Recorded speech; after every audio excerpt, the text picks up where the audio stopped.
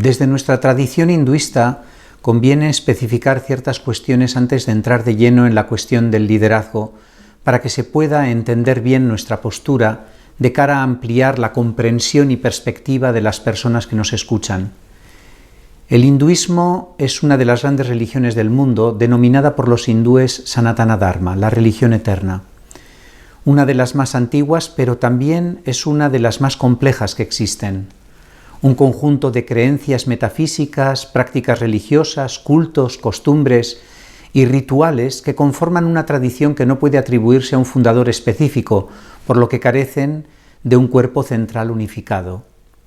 Sería más bien como un proceso por el cual nos adentramos, asumimos, integramos un modo de vida o una filosofía de vida, algo mucho más amplio que una religión, que involucra distintas formas de práctica cultural y espiritual con carácter esencialmente metafísico. No encontraremos en esta tradición ancestral órdenes sacerdotales que establezcan un dogma único ni un cuerpo unificado de prácticas, rituales o creencias, y es por eso mismo que el hinduismo se comprende mucho mejor a través de sus distintas manifestaciones locales que como un todo global y organizado. En este sentido, el marcado carácter iniciático del hinduismo, y me atrevería a decir de muchas de las religiones que nacen en India, hace que el liderazgo religioso esté directamente relacionado con la natural manifestación de autoridad carismática que revela un ser humano al alcanzar un alto grado de santidad o de realización espiritual. Al hablar de santidad nos referimos al destello que desprende la ausencia de egoicidad en una persona totalmente realizada. Destello basado en su virtud excepcional, sus asombrosas cualidades, su intrepidez, su carácter ejemplar, su profundo silencio mental, su extraordinaria personalidad, así como las enseñanzas o directrices reveladas que nos transmite. Yo diría que su sola presencia implica autoridad. El liderazgo es, pues, por lo tanto, una cuestión de realización interior personal y no de reconocimiento jerárquico por pertenecer a una tradición o congregación de la que se puede decir que goza de cierta santidad. De hecho, en nuestras órdenes monásticas está mal visto que uno dirija esfuerzos en crear, construir, fundar una organización. Se entiende que todo lo que termina por institucionalizarse, paralelamente, tiende a corromperse. Para nosotros, el reconocimiento es otorgado y garantizado libremente porque lo que se considera una evidencia originalmente siempre es un milagro y consiste en la devoción a la revelación correspondiente, la adoración del ser humano perfecto o la confianza absoluta en ese ser totalmente libre e iluminado. Por lo tanto, el liderazgo se manifiesta de forma espontánea y natural en aquellas personas a las que la verdad les ha sido revelada, así como a través de su capacidad extraordinaria para decodificar esa revelación, hacerla asequible y ponerla al alcance de todos los seres vivientes. El liderazgo religioso significa el poder comunicar y poder dar a los demás criterios que no sean solo a ras de tierra, sino que estén conectados con lo eterno, con lo que verdaderamente tiene sentido y puede dignificar nuestra vida. El papel del líder religioso es fundamental, ya que en la tradición islámica los sabios son considerados como los herederos de los profetas. Por lo tanto, los creyentes precisan de su consejo, de sus buenas palabras y de su guía en su día a día, sobre todo en momentos como este en el que vivimos una pandemia a nivel global y que nos pone de frente ante problemas y situaciones sin precedentes. Por lo tanto, el papel fundamental del líder religioso o del guía religioso es básico y totalmente necesario. Soy cristiana católica y dentro de mi tradición pertenezco a una institución religiosa que es fruto del liderazgo de una mujer especial que en 1826 descubre las necesidades del entorno y crea un proyecto que después de casi 200 años es capaz de atraer y sigue vivo. Somos 1.400 en 23 países de los 4 continentes y yo me centro en Europa. En Europa somos 900 hermanas, sin contar otras personas que trabajan junto con nosotras en la misión que tenemos encomendada. ¿Por qué es central este tema dentro de mi institución? Es central porque, primero, somos una organización jerárquica y el liderazgo es un ejercicio fundamental. ¿Pero en qué sentido?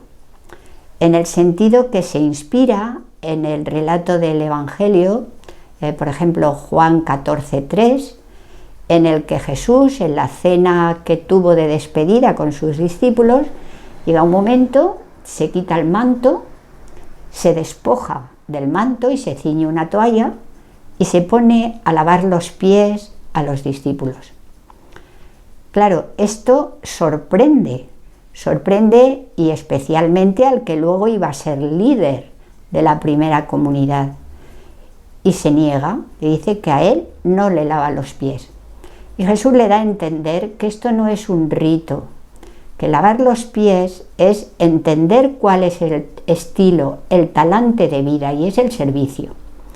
Desde ahí, en mi institución y dentro de la comprensión del cristianismo y del catolicismo, ejercer el liderazgo es desde un servicio desinteresado, de igual a igual, a las personas, especialmente a las más vulnerables. ¿Y esto por qué? Entonces Joaquina de Vedruna lo expresaba en el acta fundacional diciendo: para gloria de Dios y bien del prójimo. Y eso después San Ireneo lo explicita diciendo: la gloria de Dios es que el ser humano viva. Luego, el ejercicio del liderazgo dentro de mi tradición es fundamentalmente servicio orientado a que el ser humano viva y viva en plenitud. El liderazgo religioso como tal, a los principios bíblicos, estaba entremezclado con el tema político, porque pues los antiguos, Moisés, Salomón, David, tenía además del poder político, pues el poder religioso.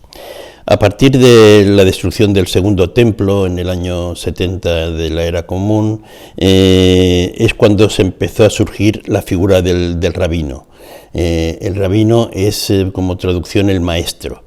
Este personaje es el que asumió los papeles de líder religioso, que le da un cariz a lo que es el rabinato, de tutoría, de dar consejo y sobre todo de fortalecer las comunidades a las que enseña. Es una persona docta en el tema religioso, y cuando decimos tema religioso nos basamos en la Torá y en todos los libros talmúdicos, etcétera.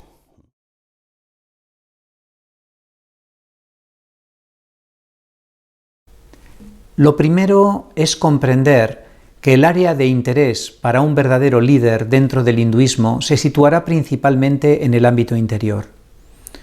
La altura espiritual de sus seguidores resultará crucial para definir el ámbito final de resolución de sus enseñanzas y la puesta en práctica de las mismas. Por lo tanto, las áreas en las que el liderazgo religioso se expresa son tan amplias como lo pueda llegar a ser la capacidad de ese líder de un linaje a la hora de extender el alcance de su presencia y actividad en los más variados escenarios. En la India, la realización de logros exteriores constatables no es la prioridad. El propósito principal, tratándose de un líder espiritual genuino, siempre será ayudar a sus discípulos, buscadores y devotos a alcanzar la liberación de todo condicionamiento y el conocimiento directo del ser.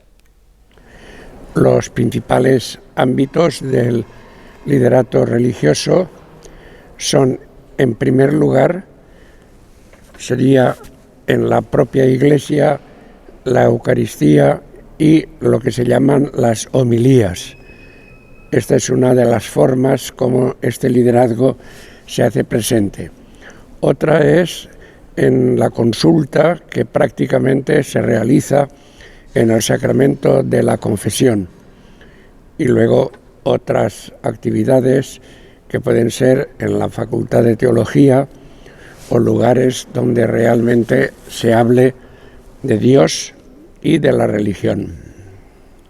El tipo de trabajo que hemos llevado a cabo o que el creyente, en este caso musulmán, pienso que debe llevar a cabo es la introspección interior, la introspección espiritual. ¿Por qué? Porque en casos como estos, ante circunstancias muy adversas, el creyente tiene que hacer una introspección para revisar su relación consigo mismo y su relación con Dios. Y eso va a repercutir positivamente en dos ámbitos, en el ámbito espiritual y en el ámbito social o secular. Es decir, cuanto yo más fortalezca mi relación con Dios y conmigo mismo, eso va a repercutir positivamente porque me va a fortalecer mi relación con los demás y con el prójimo, y por lo tanto aquí, en este caso en el Islam, nos lleva y nos conduce a fortalecer el concepto de la adoración, porque en el Islam la adoración no únicamente se limita a los actos rituales que uno puede hacer en la mezquita, sino que también se consolida mi fe y mi adoración a Dios cuando yo estoy al servicio de los demás, al servicio del prójimo. Nosotras, nuestra opción de vida es fruto de una seducción, como dice el profeta Jeremías. Me sedujiste, Yahvé, y me dejé seducir. Luego, un área importante en el ejercicio del liderazgo es el acompañamiento espiritual. ¿En qué sentido? Pues en el sentido de mantener esa llama viva, esa primera opción, a lo largo de las distintas etapas de la vida. Es obvio que siendo 900 hermanas en Europa, ese acompañamiento tiene que estar delegado. Y está delegado en las personas que acompañan a las comunidades, sean delegadas de zona, sean coordinadoras de comunidades o sean personas que tienen a su cargo un trabajo, ya sea pastoral, ya sea de formación. Pero como la creencia que nosotras tenemos, la intuición que tenemos de Dios es que ese Dios que te seduce es un Dios encarnado y que nos dice que cuando damos un vaso de agua a un sediento o vestimos al desnudo, se lo estamos haciendo a Él. Esa seducción de Dios va cogida de la mano de esa atención a las necesidades de hoy,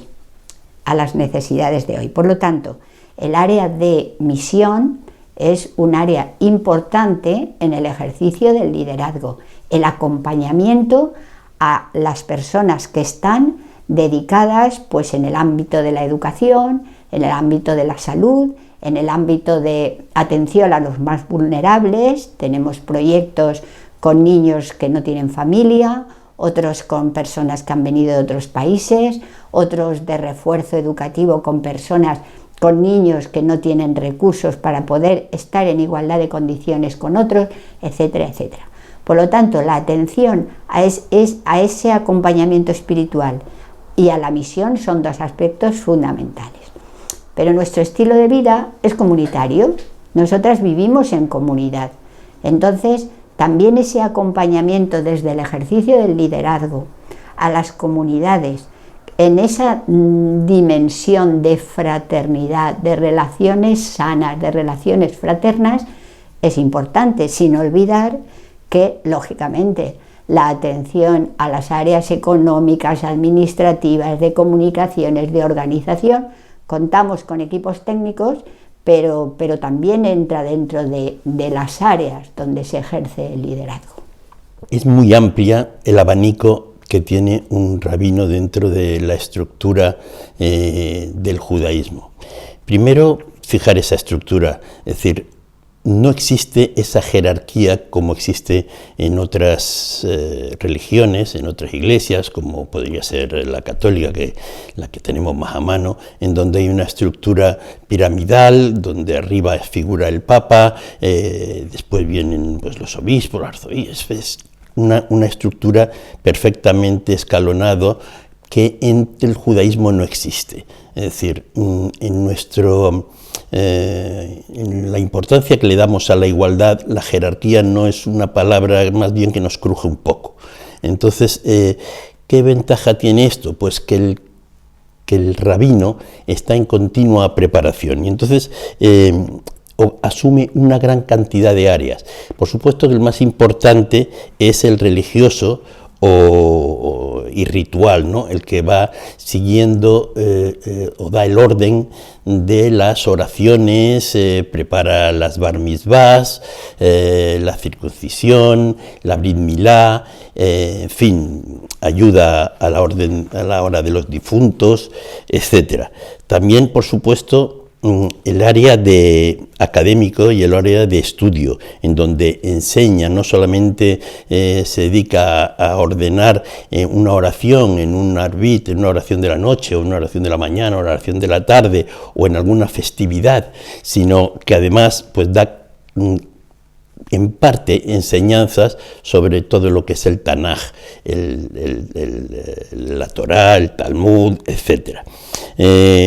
También todas las decisiones de tipo halágico. La halajá es la ley, la recopilación de leyes y de preceptos que sigue el judaísmo, lo que sería la ley judía. Entonces, todas esas decisiones sobre qué puedo hacer y qué puedo dejar de hacer, pues te ayuda a tomarlas el rabino. El rabino, ya te digo, no solamente, no tiene un indicativo o unas órdenes o un dogma que le marcan desde más arriba. Si tú estás de acuerdo con las opiniones de tu rabino, muy bien, y si no estás de acuerdo, pues cambias de rabino. Y él a lo mejor tiene otras ideas, no tiene por qué ser una idea que vaya sobre un eje inamovible, ¿no?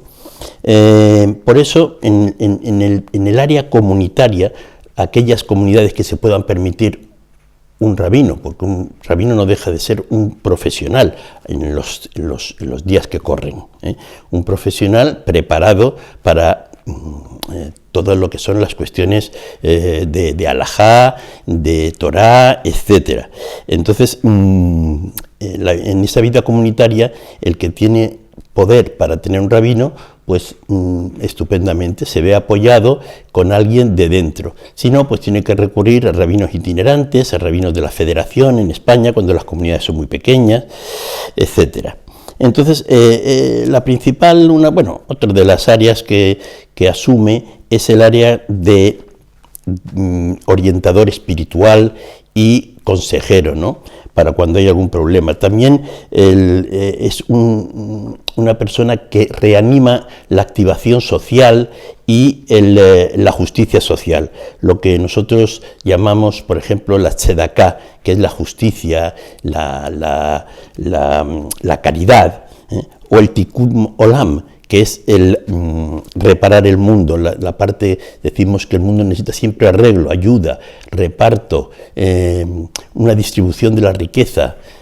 Entonces, en eso el rabino ayuda a que esas comunidades tomen ese camino. También su labor interreligiosa e intercultural. Tiene la obligación de ver las demás religiones y las demás culturas en donde normalmente estamos, porque siempre hemos compartido geografías y por lo tanto nos vemos obligados a conocer las culturas de donde estamos. Y esa labor la toma también el rabinato si esa comunidad la tiene. Que conste, cuando digo o decimos líder religioso, tampoco tiene por qué ser un rabino, puede ser un seglar, una persona que digamos mundana, pero con una preparación para asumir ese rol en las comunidades donde no se puedan permitir el lujo de tener un rabino. Entonces también tiene pues en otras áreas, como lógicamente es la ética y la moral y la asistencia en situaciones de crisis, como últimamente pasó con el COVID y ahora con esta avalancha de antisemitismo que tenemos a raíz del 7 de octubre.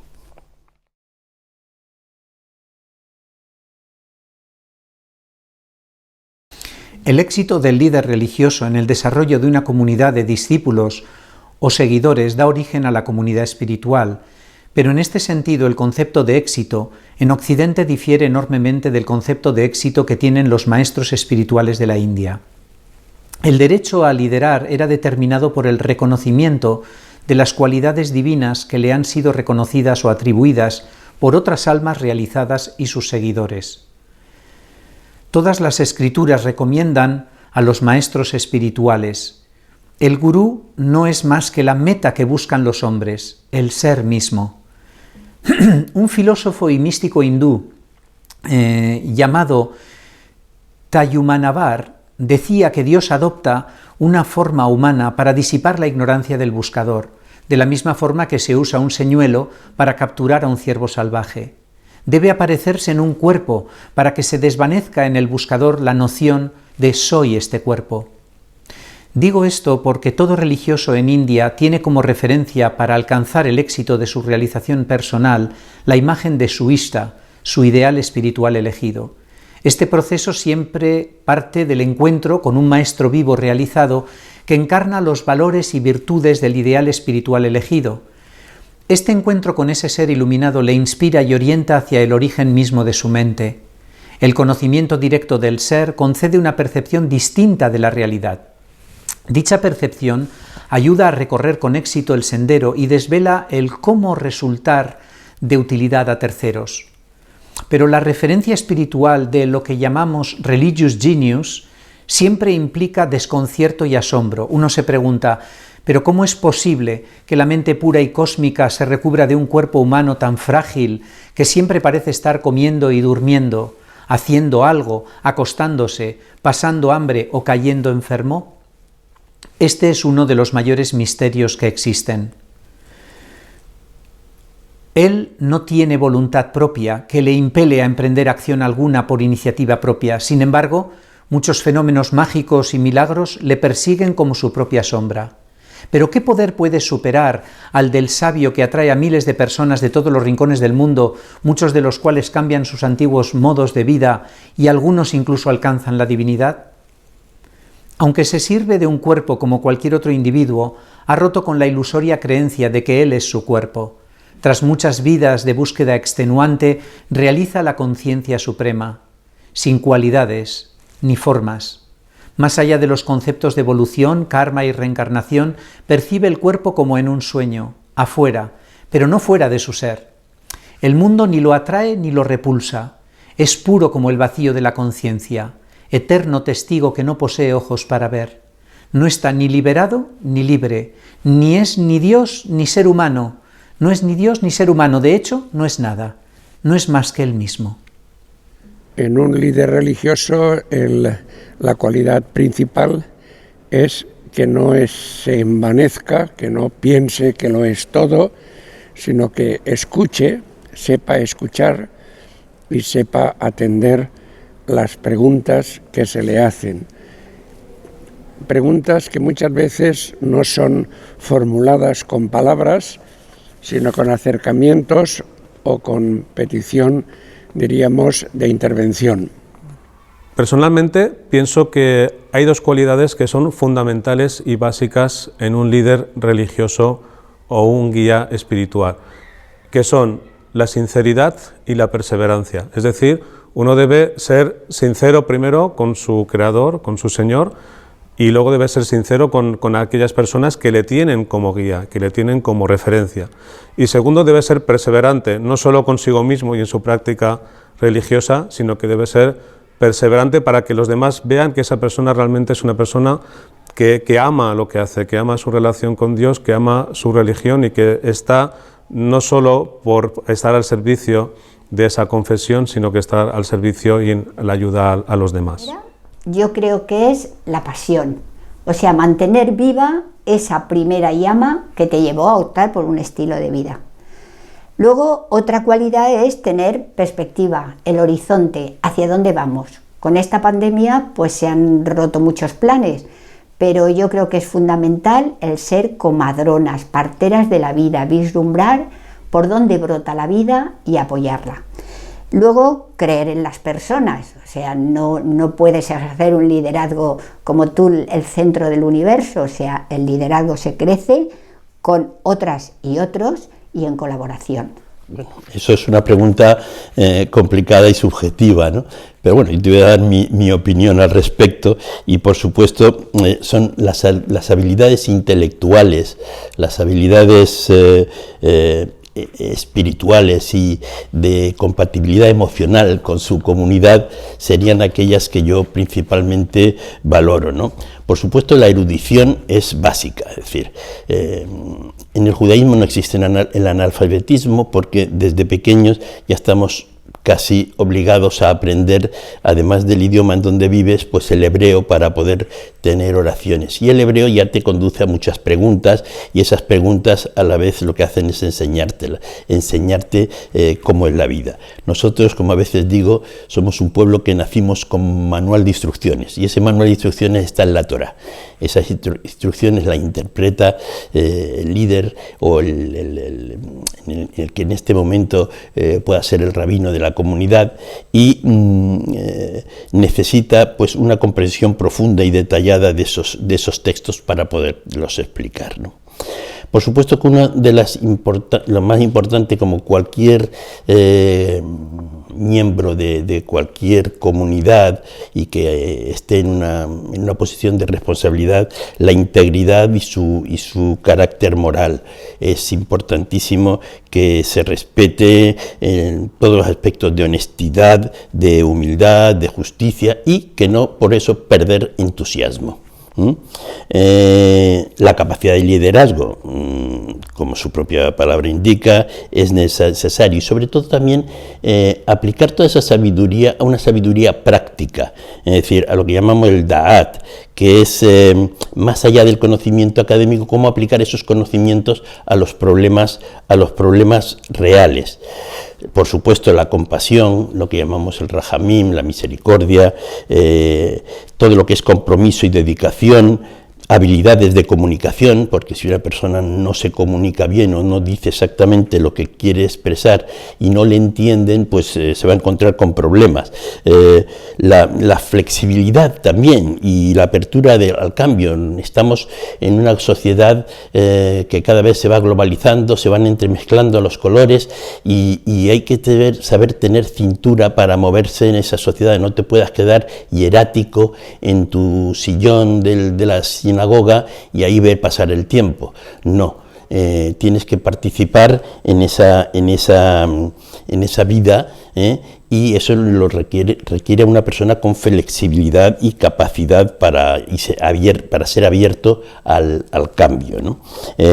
También pues todo lo que es tener visión, planificación dependiendo de la comunidad donde te mueves, una fortaleza espiritual, porque muchas veces son problemas gordos los que le vienen y tiene que asumirlos, además, tiene que intentar darle solución y eso, pues una persona que no esté preparada con una fortaleza espiritual, pues se encuentra con problemas. El respeto por la diversidad de todo tipo y, por supuesto, el principal que sería ser un modelo de conducta, ser un ejemplo para la comunidad en donde está.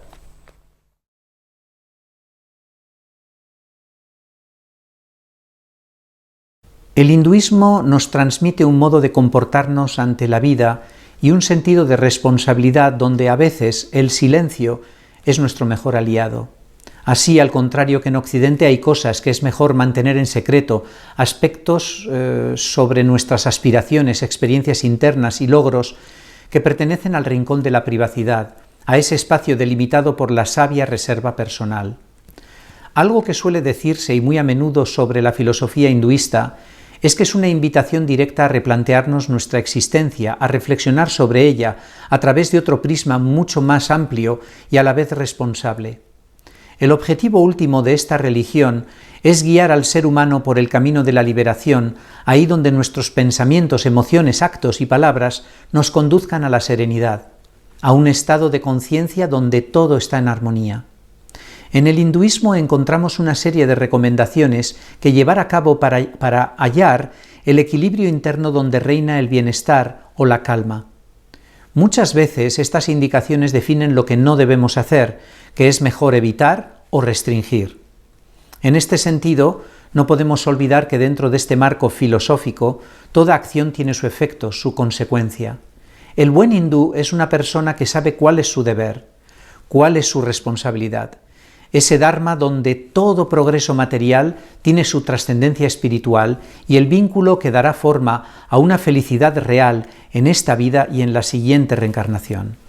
Por ello, es interesante saber qué es mejor mantener en secreto, favoreciendo ese sentido de responsabilidad con nosotros mismos y los otros.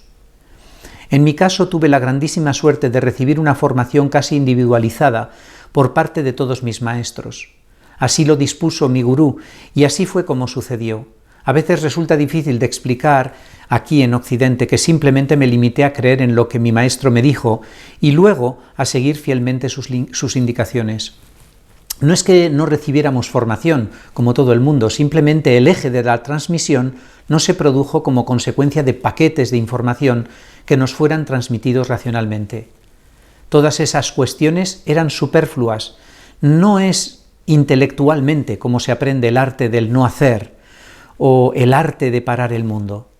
Lo que siempre teníamos en mente es que no hay ninguna cuestión que se pueda resolver sin el conocimiento del ser. Cuando uno toma conciencia del ser, todo se vuelve claro y encuentra el camino para resolver todos los problemas. Para poder entender la esencia del entrenamiento recibido, primero debemos sensibilizarnos con la noción de estados de consciencia, estados de vigilia, de sueño, con ensueño y de sueño profundo, y la proyección egótica de la que ellos derivan, así como del cuarto estado también, para nosotros el más importante, Turiya, el testigo supremo, la identidad suprema. Nuestra existencia egótica y lo que denominamos realidad solo tiene significado para la mente dotada de percepción. ¿Acaso existe la realidad para quien está profundamente dormido? Si entendemos que la verdad a la que todo buscador serio aspira es la inteligencia pura, o sea, el sustrato del que toma forma la mente y en el que ésta se disuelve al alcanzar la perfección, para nosotros esta verdad es consciencia directa del ser, o sea, consciencia del origen de la mente. Bueno, lo que se consigue es establecer un contacto, sobre todo con una dimensión que normalmente solemos olvidar, que es la dimensión sobrenatural, que trasciende toda actividad humana. En este sentido, hay un rito en el Islam que es básico y fundamental. Es el rito conocido como as-salá u oración ritual islámica. Este rito es fundamental no solo porque fortalece mi relación con Dios, sino porque a través de la recitación del Corán, las invocaciones y sobre todo la plegaria, yo refuerzo mi interior y Dios también me ofrece esa luz, me ofrece esa guía, me ofrece esa iluminación que el creyente necesita no solo en su práctica personal e individual, sino para luego hacer llegar también esa luz a los demás. Entonces, esa práctica de oración no solo me alimenta interiormente, sino que me aporta todas las energías y el ánimo espiritual que todo creyente necesita para luego llevar a los demás esa luz al exterior. Pues el entrenamiento últimamente se ha acentuado bastante, tanto a nivel general como a nivel provincial, como a nivel de zonas, como a nivel de comunidades. Hay iniciativas para reforzar este aspecto. Pongo dos ejemplos. Hemos estado trabajando en lo que es la redarquía.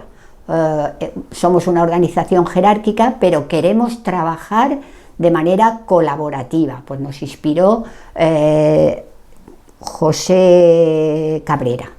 Y también hemos estado trabajando en la indagación apreciativa, es decir, cuando te pones delante de una persona, ¿cuáles son las preguntas clave para que ella misma encuentre la respuesta? Entonces, hemos trabajado mucho a todos los niveles y desde todos los ámbitos. Y además contamos con un proyecto que fue iniciativa Vedruna y que se dedica al acompañamiento personal y de instituciones de todo tipo, y recurrimos a ellas siempre que lo necesitamos. Últimamente hay un refuerzo grande sobre el entrenamiento en este ejercicio del liderazgo.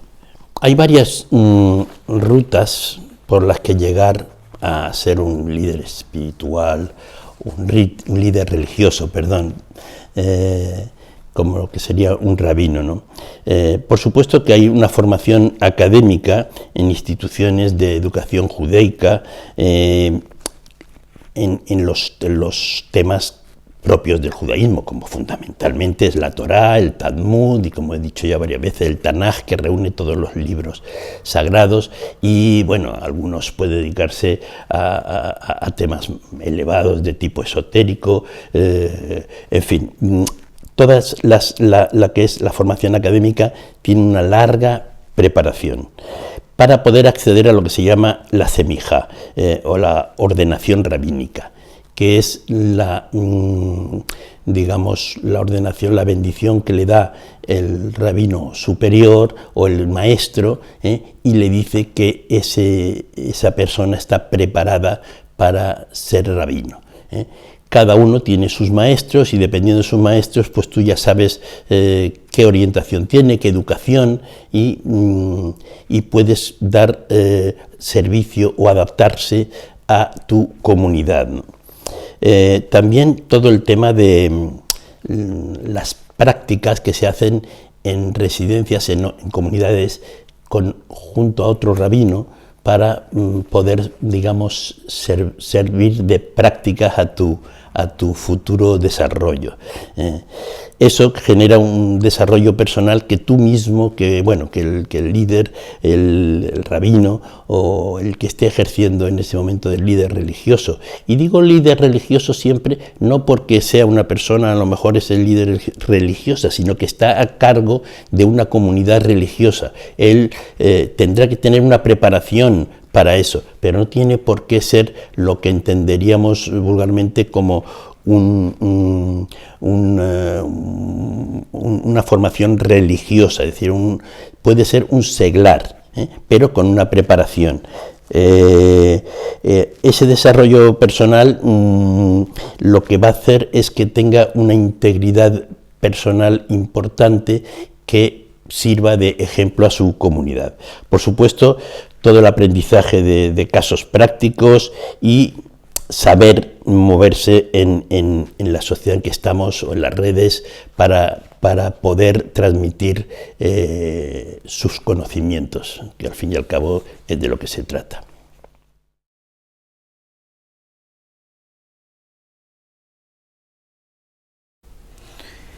En nuestros linajes está muy impresa la idea de que nuestra práctica espiritual se refleja en lo cotidiano y es testimonio vivo de nuestra vida interior.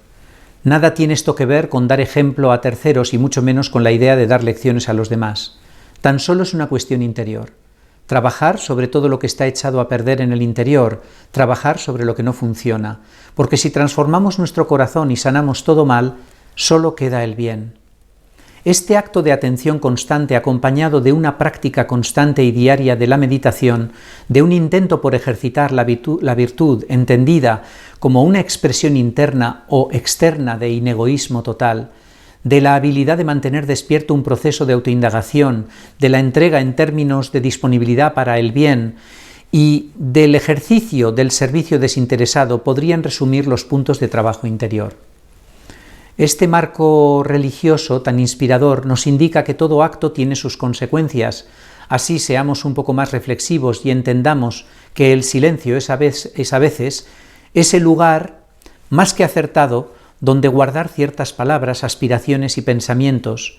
En realidad, el trabajo consiste en aplicar el arte de la cordura fundamental, siempre acompañado de prudencia, discreción y respeto ajeno. Este modo de ser y sentir podría resumirse así. No sostengas comentarios negativos sobre terceras personas, ni esparzas rumores o chismes. Alégrate del bien de los otros y sostén su felicidad. No vivas en la expectativa, ni compartas propósitos sin fundamento. No vendas la piel del oso antes de cazarlo. Sé humilde y prudente al compartir tus anhelos. No airees tus logros, esto podría herir a terceros o generar envidias y celos. Ayuda a acompañar a los otros a conseguir sus metas. Evita compartir sus intimidades y las tuyas. No interesan a nadie. Concentra tu atención en lo que no funciona en ti y esmérate en cambiarlo. No te jactes de tus actos de bondad, misericordia, compasión, caridad. La medida del amor es aprender a amar sin medida. Deja de quejarte por lo que no tienes o crees que te falta y agradece por todo lo que ya posees. Bueno, yo el liderazgo religioso lo ejerzo con mi propia vida y con el contacto que tengo con los demás, pero en concreto en el sacramento de la confesión y atendiendo también otras consultas de otra índole que en cualquier momento se me puedan hacer. Personalmente yo hago una contribución desde el mundo académico, es decir, desde la dimensión del conocimiento, ya sean a través de las redes sociales, aportando vídeos, audios, escritos, y también lo que uno puede aportar en el mundo intelectual. Pero siempre pienso que tiene que ser una teoría que venga cargada de una reflexión y una recapacitación que insten al espíritu y al corazón a que se detengan y mediten, ¿no?, en su entorno, que mediten en su situación. Por lo tanto, no es solo un mero hecho de transmitir unos datos, aunque sean relacionados con el mundo espiritual, sino que insten y animen a cualquier persona a que recapacite y reflexione en las circunstancias en las que vive, sobre todo en estos momentos tan complejos y tan delicados en los que vivimos.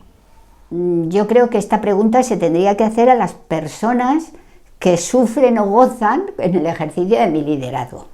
Si tuviera que decir, a ver, personalmente, ¿cómo te sitúas? Pues cumplo desde la conciencia de que tengo carencias. Pero nuestra organización es una organización en equipo, entonces trabajar en equipo supone que hay una complementariedad, hay un trabajo conjunto que permite avanzar de manera exitosa porque se hace en colaboración con todos.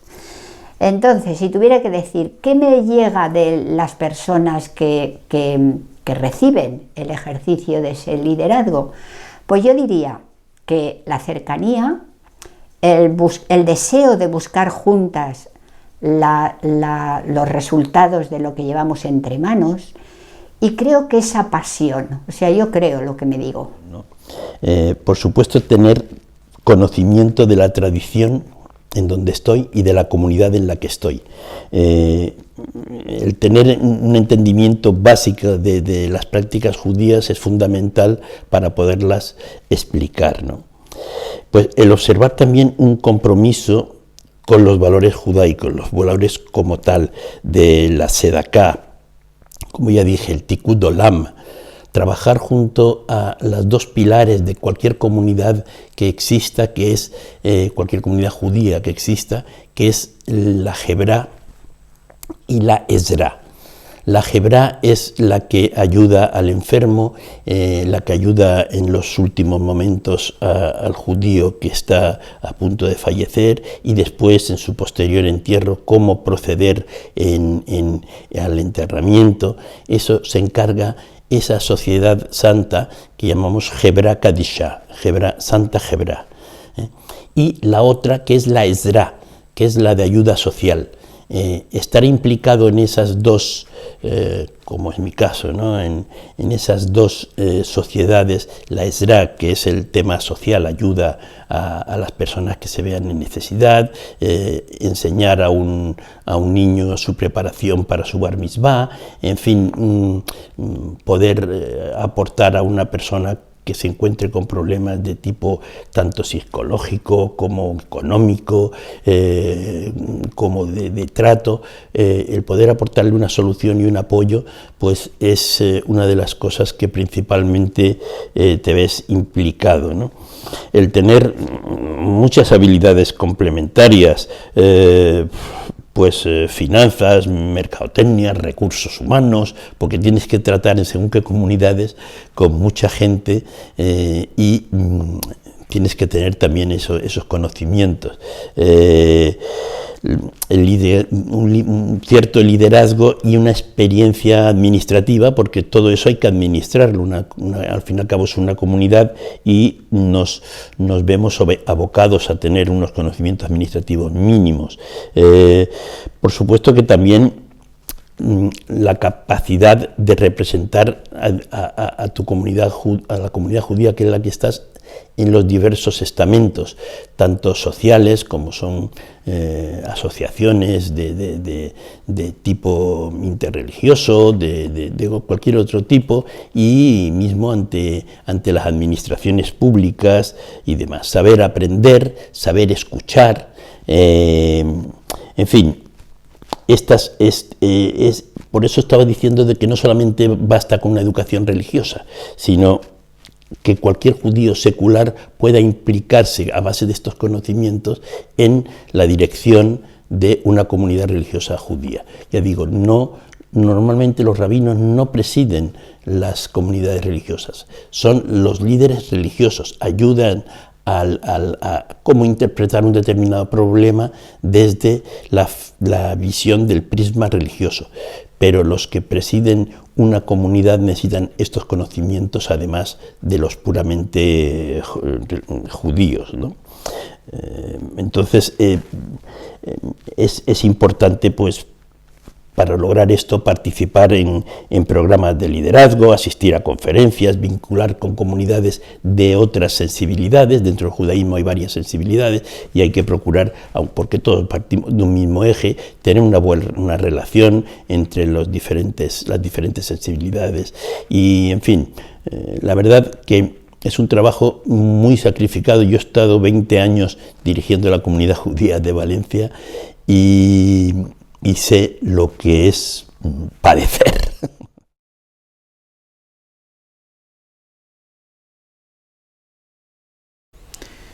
Tal vez el aspecto más importante durante los peores momentos de la pandemia consistió en permanecer sólidamente conectado con todo lo que es esencial en vez de dejarse arrastrar por lo contingente. Intentar colaborar de vez en cuando en todo lo posible en vez de estorbar. Y mantenerme firme en la difícil tarea de dejar hacer a lo trascendente y permanecer atento y disponible para el bien con mayúsculas.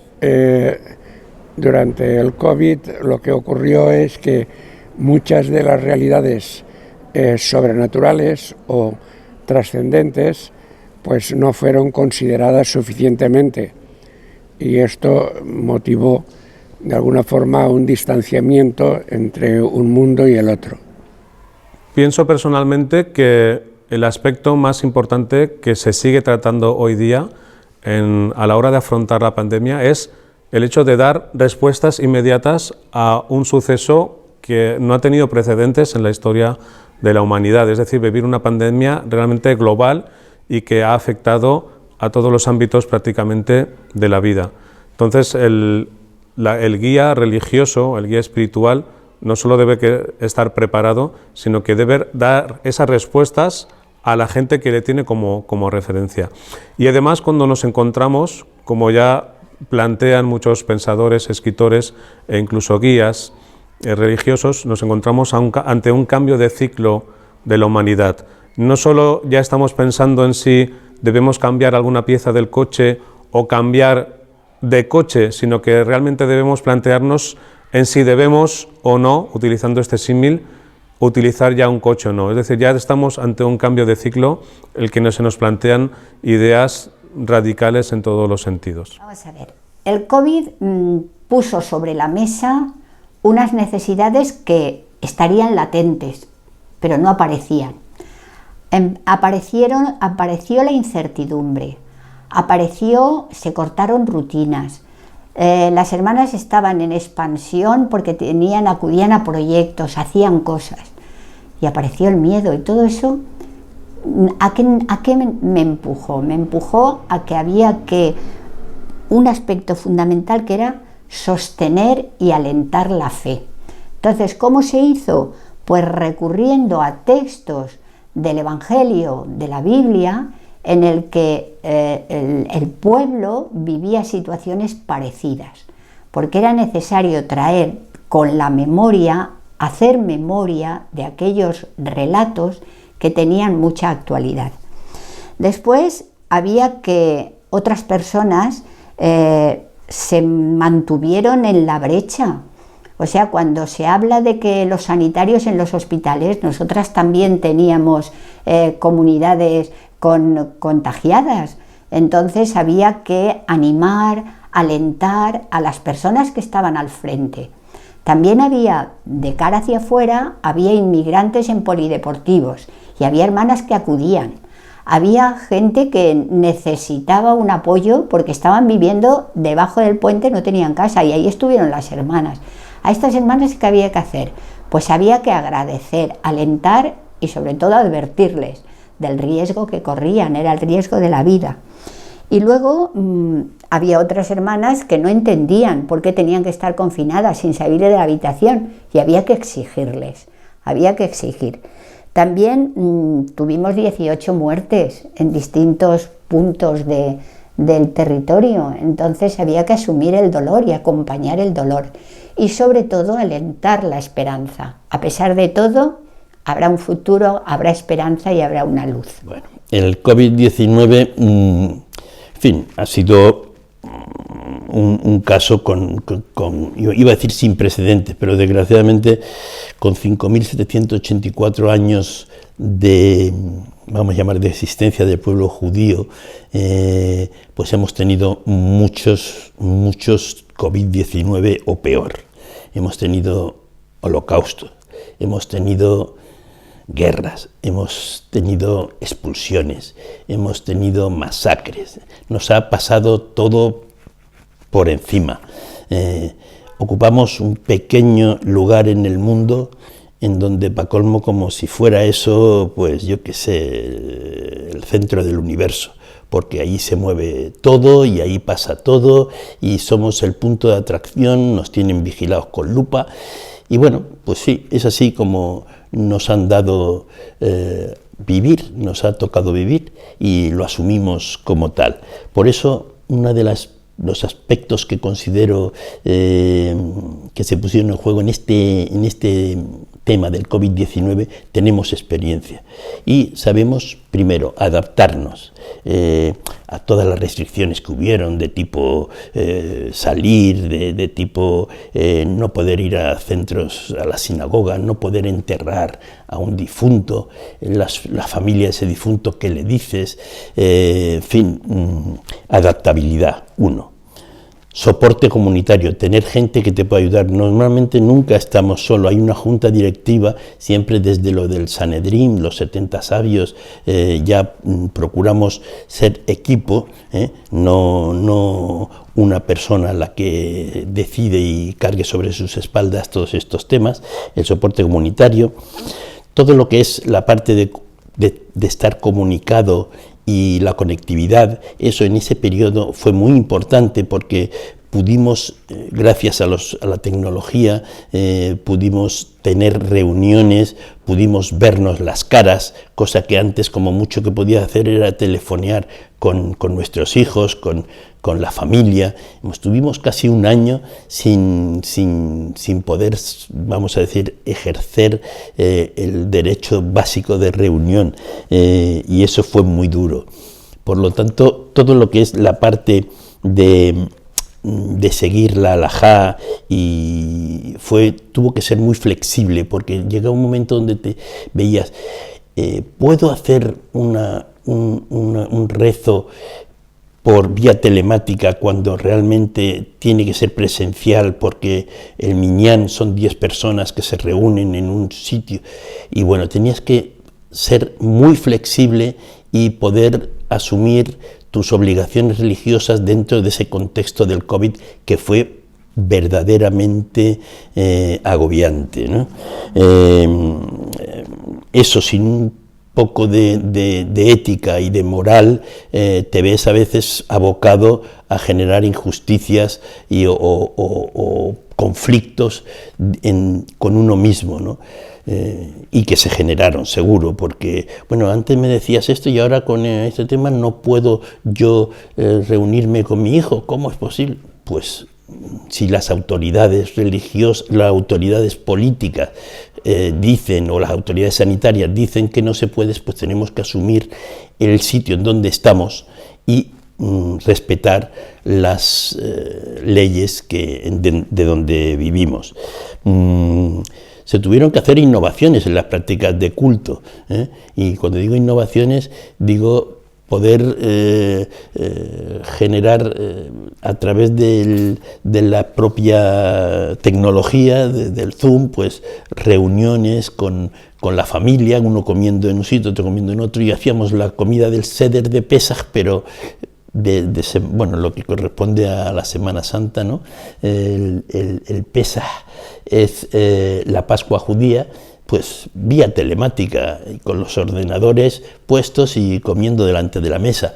Hubo que hacer bastantes cosas, yo te hablo desde mi experiencia, y esas innovaciones tuvimos que asumirlas.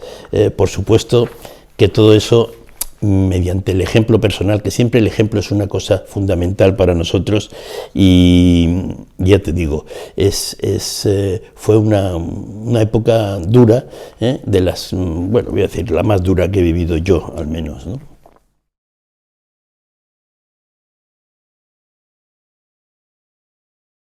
En nuestro caso, hacer extensivo ese trabajo de profundo silencio, retiro y oración a toda la comunidad que nos rodea. Mucha gente reclamaba desde muchas zonas del planeta presencia y apoyo espiritual, por lo que, en la medida que nos ha resultado posible, hemos habilitado un sistema de conexión online que, además de priorizar nuevas formas de atención sin poner en peligro la salud, ha facilitado un contacto y participación de todas esas personas en las actividades cotidianas de nuestro monasterio y del Campus Fi, así como las entrevistas personales cuando la situación, por su gravedad, lo requería. Hemos realizado puyas, darshans y meditaciones online en el marco de la enseñanza de la Escuela Fi de Yoga Vedanta y Meditación, entrevistas personales online y telefónicas, asistencia personalizada a quien lo requería, ayudas económicas para las personas en situación de riesgo económico, atención a personas aisladas, colaboración con otras entidades como la Federación Hindú de España o el Hindu Forum of Europe, la Embajada de la India, otras fundaciones, etc.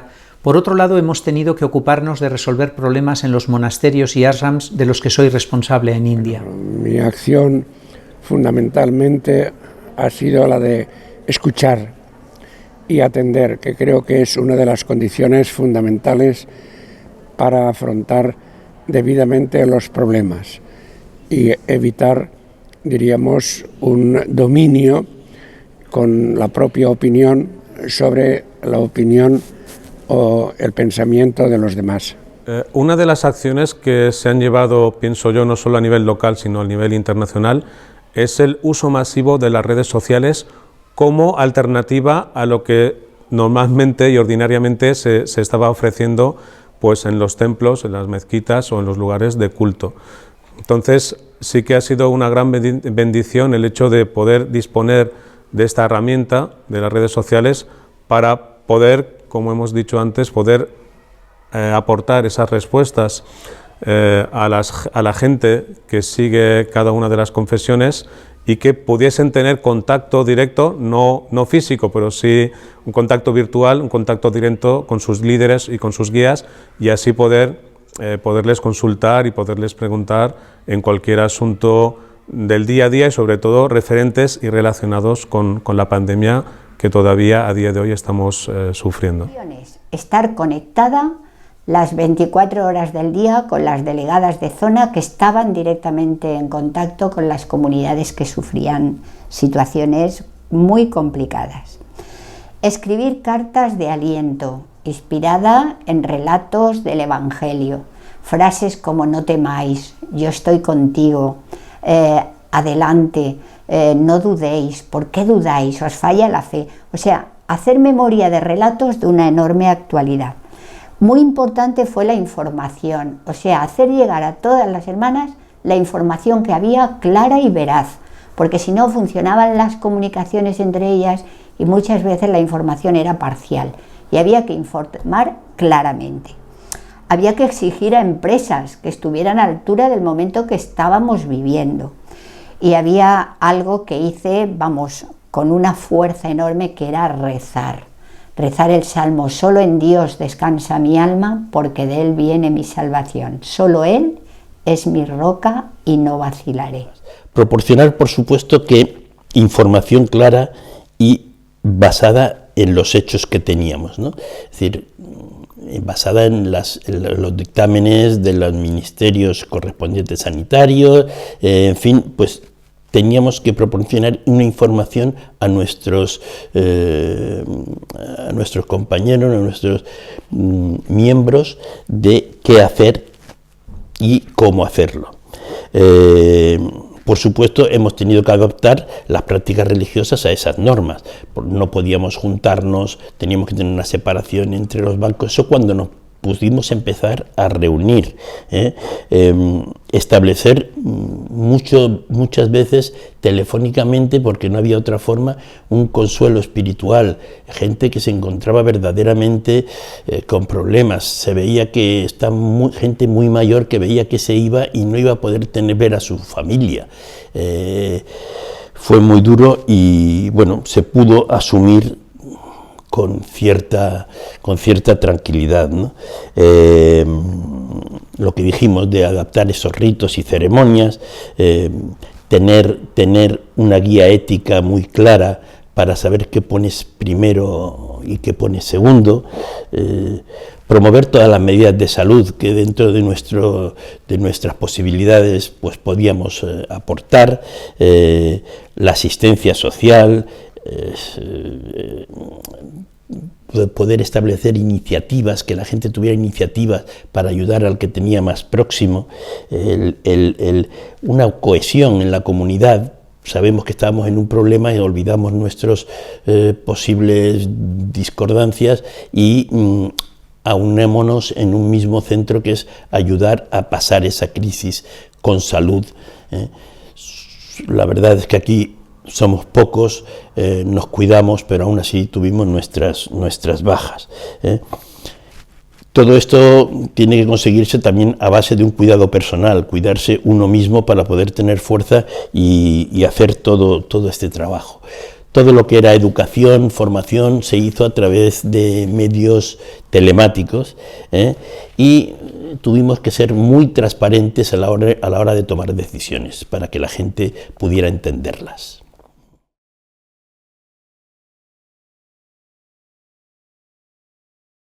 Bueno, para nosotros lo más acuciante ha sido resolver en plena pandemia las dificultades físicas que han tenido que sobrellevar varios miembros de nuestra comunidad. Acompañar personalmente a estas personas sin dejar de atender a todas mis responsabilidades como presidente de mi linaje y compromisos monásticos diarios. Asimismo, directamente resolver todos los problemas administrativos y económicos derivados de la pandemia, expedientes de regulación de empleo para 20 trabajadores con sus respectivas problemáticas familiares, etc. El mayor desafío que aceptamos es la indiferencia que los demás tienen muchas veces ante el criterio que nosotros queremos transmitir. Esto supone pues que muchas veces la actitud de los demás es una actitud, no digo que de desprecio, pero sí al menos de menosprecio de la actitud religiosa que nosotros pretendemos comunicar y fomentar. Uno de los desafíos más importantes que hemos pasado y que pienso todavía estamos pasando en una u otra medida es el hecho de que los lugares de culto, las mezquitas, las iglesias, las sinagogas, los templos, han estado cerrados durante un largo tiempo durante el confinamiento domiciliario. Eso, como hemos comentado anteriormente, nos ha llevado a los líderes y a los guías espirituales a dar respuestas ante estas situaciones. En el caso concreto de las mezquitas, la mayoría de ellas se sostienen por aportaciones individuales de los propios fieles. Ello implica que cuando haya una crisis como la que estamos viviendo, no solo sanitaria, sino también una crisis económica, ello implica que muchas mezquitas tengan dificultades a la hora de seguir abiertas y sobre todo a la hora de seguir aportando las actividades que estaban realizando hasta antes de la pandemia. Por lo tanto, yo pienso que uno de los grandes desafíos es el reto que supone económico y el esfuerzo humano de mucha gente por seguir manteniendo abierto las mezquitas y la aportación que se hacía a nivel de actividades y de ayuda solidaria, pues no solo a todos los fieles, sino a toda la sociedad. Mira, desafíos. Era la lucha por la vida. Yo nunca me hubiera imaginado que tuviéramos que defender la vida con garras, porque estaba en riesgo la vida. Había hermanas que estaban al pie del cañón, afrontando y con ese objetivo, defender la vida. Luego, otro desafío fue defender ante las autoridades sanitarias que las personas mayores tenían derecho a ser hospitalizadas y tenían derecho a un respirador. Otro desafío fue acompañar a todo un colectivo. Siempre se acompaña a grupos, a comunidades, pero en este momento había que acompañar, reforzar, apoyar, agradecer a todo un colectivo. Y eso fue muy complicado. Luego, había que acompañar a las personas que estaban dando continuidad en los proyectos a pesar del confinamiento, a pesar de los riesgos, a pesar de todo. Y luego creo que fue un desafío para las escuelas el que de golpe tuvieron que echar mano de medios que menos mal que estaban previstos, pero tuvieron que salir adelante, y quiero agradecer, y lo agradeceré siempre, a equipos directivos, a equipos de gestión que han llevado adelante estos proyectos en las escuelas con estas dificultades. Hoy en día y en general, y cuando me refiero que a esta pregunta te refieres ya no a COVID, sino a las que nos enfrentamos realmente, el primero de todos para nuestro principal problema es la asimilación y la continuidad de la comunidad judía. Es decir, que nosotros somos unas personas que nos acomodamos en cualquier sociedad, podemos vivir con cualquier miembro de otras religiones y podemos integrarnos sin ningún problema, porque así lo hemos hecho en nuestra diáspora desde el año 70 después de Cristo, cuando la destrucción del segundo templo y se perdió la referencia de un lugar. Ya no teníamos un lugar, teníamos que trasladar ese lugar a las casas en donde vivían judíos, a las ciudades donde vivían judíos y a los países donde vivían judíos. Entonces podemos integrarnos. El problema es cuando nos asimilamos, es decir, asumimos el rol de esa sociedad o de esa cultura. Tenemos que intentar respetar, mantener y engrandecer la nuestra, tal como indica la Torá y tal como indican nuestros preceptos. Así que la primera de todos de nuestros desafíos justamente es la asimilación. El segundo ha subido, antes no era el segundo, pero hoy en día para mí el segundo, por no decir primero, es el antisemitismo, porque miedo a que nosotros mismos nos disolvamos en la sociedad, bueno, pero miedo a que vuelva a aparecer un antisemitismo violento como pudo ser el tiempo de la Shoah, del Holocausto, es lo que nos estamos temiendo. Estamos viendo cómo renacen a raíz de la violencia de un grupo terrorista como era Hamas, que prendió una mecha de una bomba que no sabía qué daño iba a hacer, pero les daba igual, para eso son terroristas. Lo que sí ha generado es que esa bomba se ha vuelto contra nosotros. Ahora somos nosotros, los judíos, los que se ven implicados en este tema de una forma que me preocupa.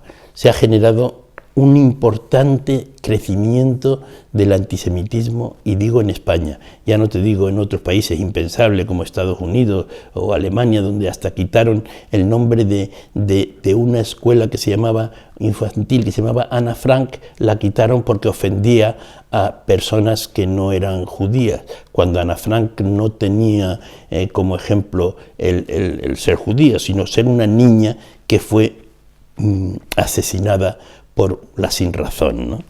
Entonces, el segundo punto, el antisemitismo, es importantísimo. Ya por tercero, la interpretación y la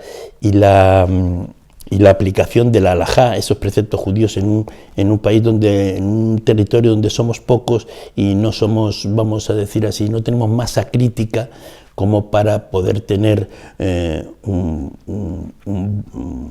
una comida kosher suministrada habitualmente o una escuela judía. Gracias a Dios, en el 2017, creo recordar, se nos concedió por fin una parcela para poder tener un cementerio judío en donde podíamos enterrar a nuestros fieles en tierra con su orientación adecuada y de acuerdo a nuestras costumbres. Esto desde hace poco. Entonces, esa interpretación en la sociedad donde estamos cada día nos cuesta más. Ya a partir de allí, pues, toda la diversidad que existe dentro de la comunidad judía es un desafío que pueda juntarse y puedan elevar acciones comunes. Se suelen hacer porque entre las comunidades que existen en Valencia hay muy buena relación y no hay ningún problema. Todas las colaboraciones interreligiosas, como en nuestro caso Transcendence o otros, el proyecto Alúzar, estamos en todos aquellos movimientos interreligiosos, interculturales, estamos presentes, porque pensamos que tenemos como obligación entendernos. Si no nos podemos entender, no vamos a conseguir nada positivo.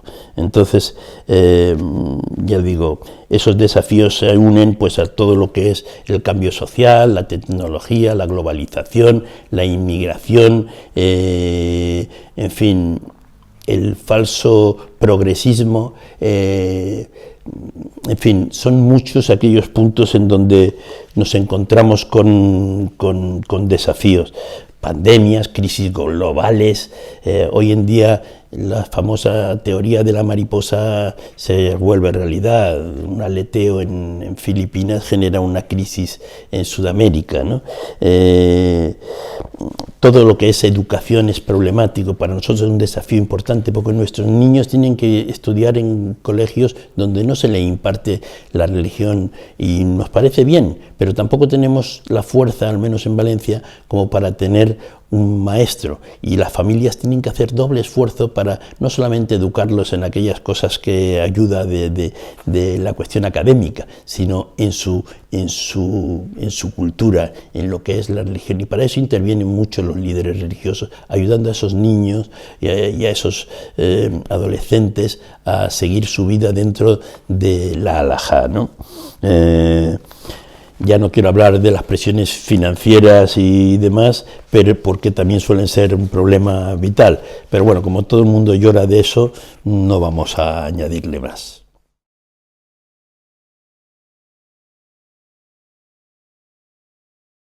Pues sí, he aprendido varias cosas. Que la grandeza espiritual de una persona no se mide por lo que tiene, tampoco por lo que consigue o adquiere, sino por lo que da y por todo aquello de lo que se desprende y es capaz de dejar atrás en un periodo difícil como este, que la vida no es algo que debamos resolver, es algo que merece la pena ser vivido, y no conseguir lo que se quiere a veces es lo mejor que podría acontecernos, y que la forma en la que afrontamos las desgracias es la que define cómo somos en realidad. Aprender siempre se aprende cuando lo que uno pretende es precisamente eso, ir nutriéndose de las realidades que son siempre, de alguna forma, portadoras de novedad.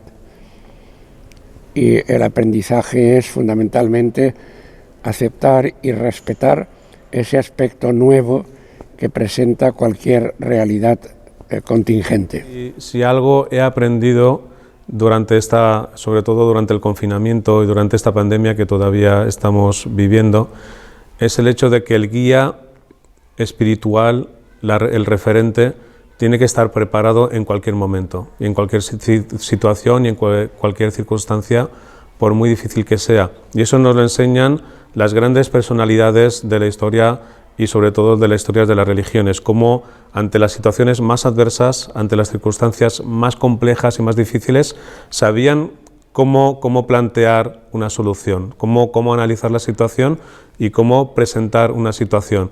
Y eso, como líderes religiosos y como referentes que somos de nuestra comunidad, es una lección que tenemos que volver a reaprender, es decir, el estar preparados, sobre todo espiritualmente, pero en todos los niveles, para poder dar respuestas ante las situaciones que no se nos puedan plantear y en una situación de una pandemia global que está afectando en todos los ámbitos de la vida.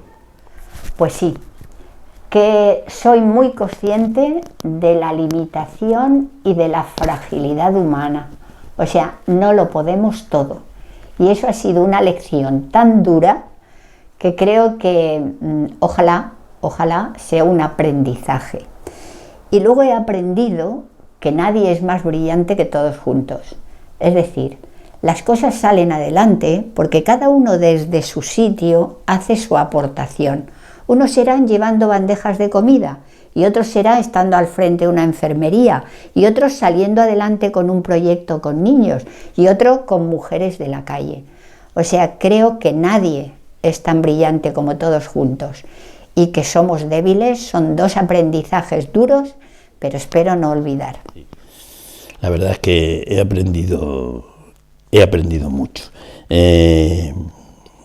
La gestión de la diversidad fue uno de los elementos que más me llamaron la atención desde los 20 años que llevo dirigiendo como líder religioso en la comunidad israelita de Valencia. Ha sido eso un aprendizaje muy positivo, el acercarme más, porque ya una cosa es conocerlas y otra cosa es vivir con ellas, ¿no? Todo lo que es el tema de resolución de conflictos, he aprendido el desarrollo de habilidades comunicativas, adaptabilidad, mucha adaptabilidad, flexibilidad, tener cintura para poder hablar con unos y con otros y que todos te tengan cierto respeto, empatía, un liderazgo, vamos a llamar, servicial. Y bueno, pues una enseñanza y formación continua siempre me ha servido. El tener también un conocimiento de gestión financiera ha ayudado bastante y me ha servido también para aprender cómo gestionar una comunidad religiosa que tiene su aquel. Lo más importante, he aprendido mucho sobre integridad personal y he aprendido sobre mi propio crecimiento espiritual.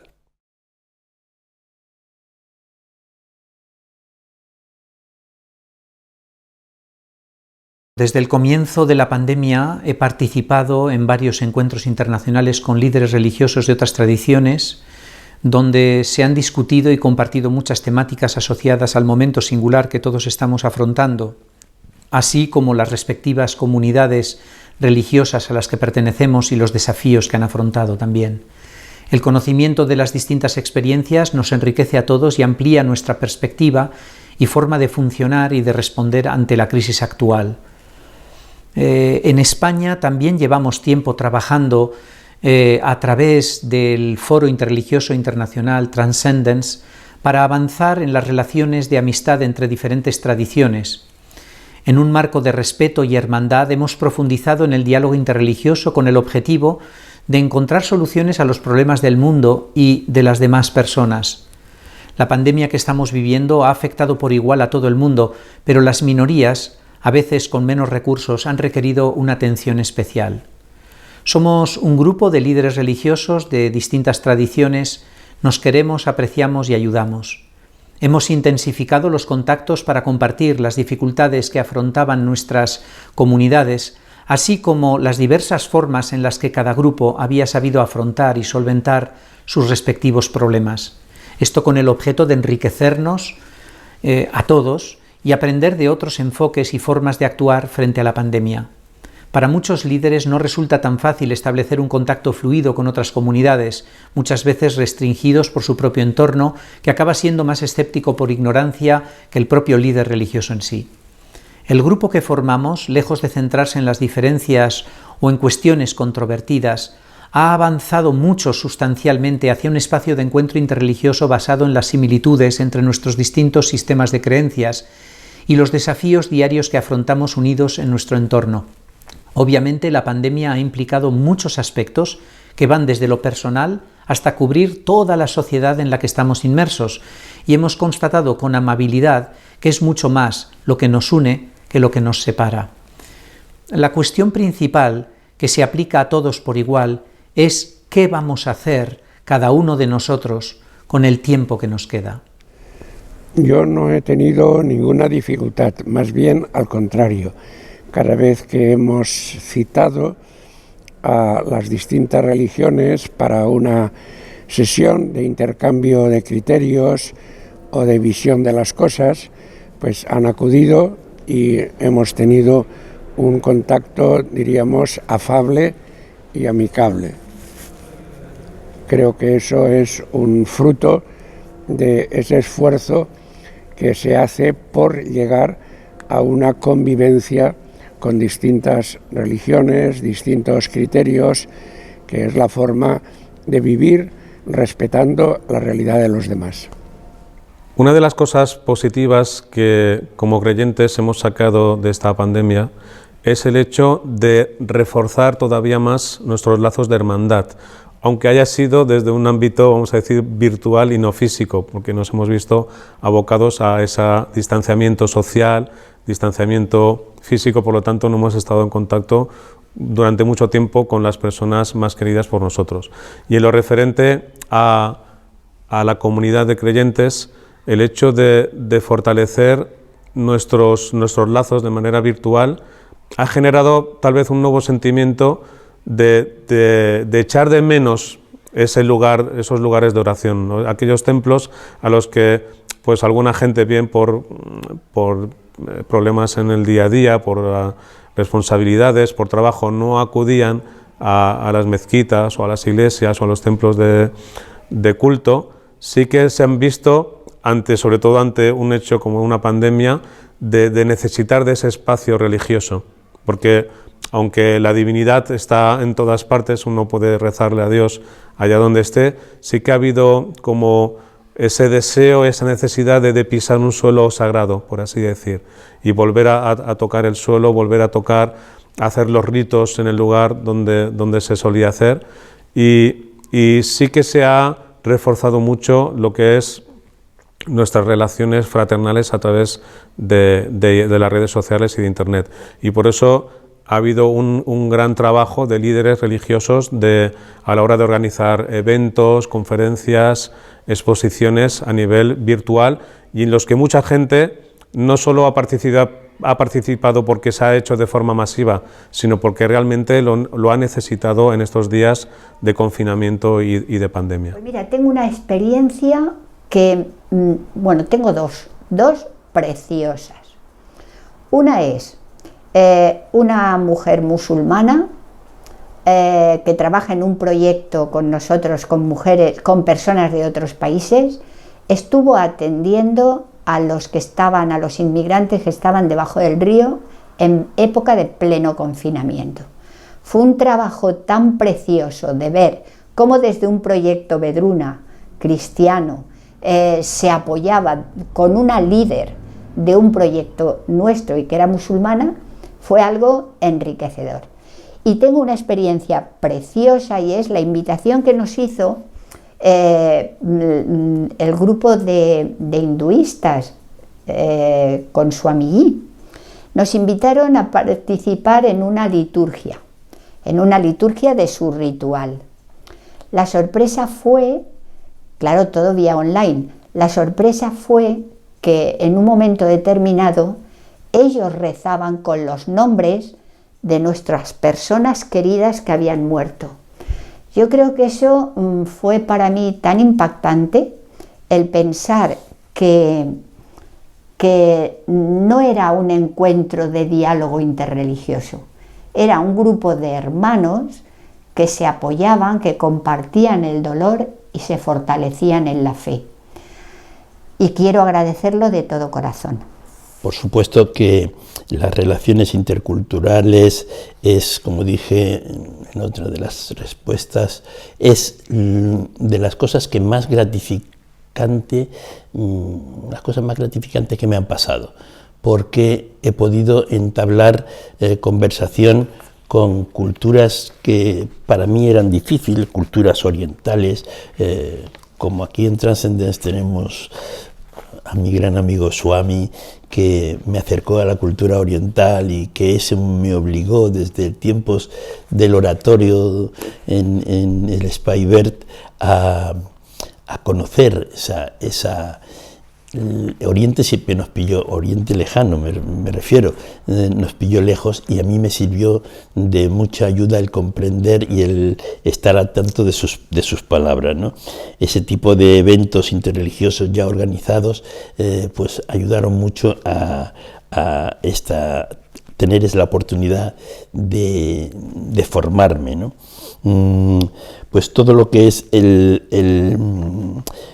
las secciones, digamos, dentro de las asociaciones hay secciones que tienen como faceta, como trabajo, el desarrollo espiritual de sus miembros, ¿no?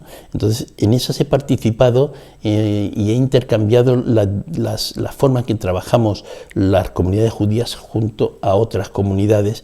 Me acuerdo con la Fe Bahá'í en Cartagena, en donde se explicó cómo funcionaba la asistencia social dentro de la comunidad, lo que explicaba antes de la Ezra, que es esa asistencia social, o cómo funcionaba la Hebrá. Ese intercambio pues también te forman y te enriquecen. Todo lo que es la educación y enseñanza compartida ha servido para mucho también. Por lo tanto, pienso que en cuanto a las relaciones interreligiosas y cómo esas pueden ayudar como en crisis como la del COVID-19, lo importante es eso, el intercambio de ideas de lo que se suponen mejores prácticas y que mejores resultados han tenido junto con esa buena relación de puertas abiertas con otras confesiones, ¿no? El soporte mutuo, los recursos compartidos, y cuando me refiero a recursos son recursos materiales que se han dado en caso, pues cuando Rusia invadió Ucrania, pues tuvimos personas que salieron de allí y acogimos, pues todo lo que es solidaridad, en una palabra, en tiempos de crisis. Hay que procurar mantenerla y que nunca se debe perder. Aprender en el camino de lo que ves es, creo, lo más importante dentro de la formación de un líder religioso.